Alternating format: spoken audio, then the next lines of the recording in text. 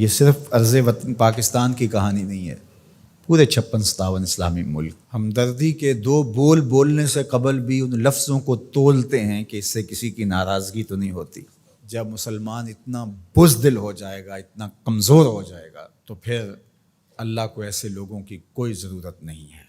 پھر ذلت، رسوائی، نکبت مقدر ہوگی اور وہ آپ کے سامنے ہے۔ وَأَنْتُمُ الْأَعْلَوْنَ إِن كُنتُم مُؤْمِنِينَ، تم سر بلند ہو کر مومن بن کے رہو، عزت کا تاج تمہارے سر پہ رکھوں گا، یہ میرے رب کا وعدہ ہے، لیکن شرط یہ ہے کہ تم مومن بن کے رہو۔ اور آج دنیا کا مکروہ اور دوہرا چہرہ بھی سامنے آ گیا، جو انسانی حقوق کی بات کرتے ہیں، کتوں اور بلیوں کے حقوق پہ تنظیمیں بنا رکھی ہیں۔ آج بلکتے بچے، یہ ایک تصویر دیکھی نہیں جاتی کہ ایک حاملہ عورت کٹ جاتی ہے تو اس کے پیٹ سے ادھورا بچہ ایک شخص ہاتھ میں اٹھائے ہوئے دہائی دے رہا ہے۔ ظلم ظلم ہے، بڑھتا ہے تو مٹ جاتا ہے، اور خون خون ہے، بہتا ہے تو جم جاتا ہے۔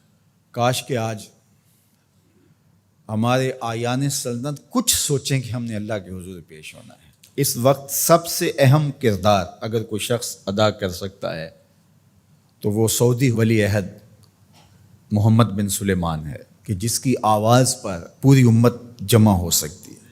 اس وقت کفر متحد ہے، اس وقت پورے یہودی دنیا کے اسرائیل میں جمع ہو رہے ہیں مسلمانوں کے خون کا تماشا دیکھنے کے لیے،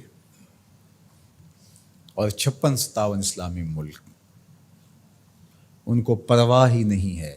اس وقت کیا کیفیت ہوتی ہے جب ان کے بچے آواز دیتے ہیں، این انتم یا جنود المسلمین، اے مسلمانوں کے لشکروں کہاں ہو تم؟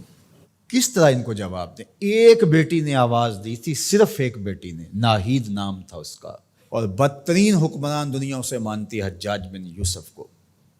ایسے جمعے کا خطبہ دے رہا تھا تو محراب کے پیچھے سے آوازیں بلند ہوئیں، تو اس نے پوچھا کیا ہوا؟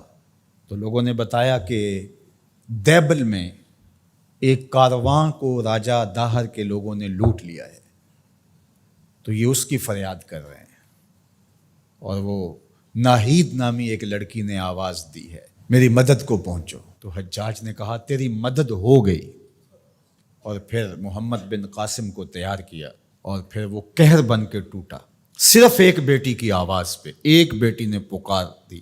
آج کتنی بیٹیاں ہیں، کتنے بچے ہیں، آج وہ نام لے لے کے آوازیں دے رہے ہیں، لیکن ہے کہ کسی کی زندگی کا لف و نشر غیر مرتب ہو، کسی کی نیند میں خلل آ جائے، کسی کے عیش و عشرت میں، کسی کے طرز زندگی میں فرق پڑ جائے۔ بے حسی کی یہ کیفیت ماضی میں کبھی نہیں دیکھی تھی جو آج دیکھنے کو مل رہی ہے۔ آہستہ آہستہ ہمیں مادیت زدہ کر کے، مسائل میں الجھا کر کے ہمیں اس جگہ پہ کھڑا کر دیا گیا کہ ہم کسی قابل نہیں رہے، لیکن اگر ہم سچے دل سے رب کے حضور حاضر ہو جائیں اور مظلوم کی داد رسی کے لیے کھڑے ہوں، تو اللہ آسمان سے بھی رحمت نازل کرے، زمین سے بھی رحمت نازل فرمائے۔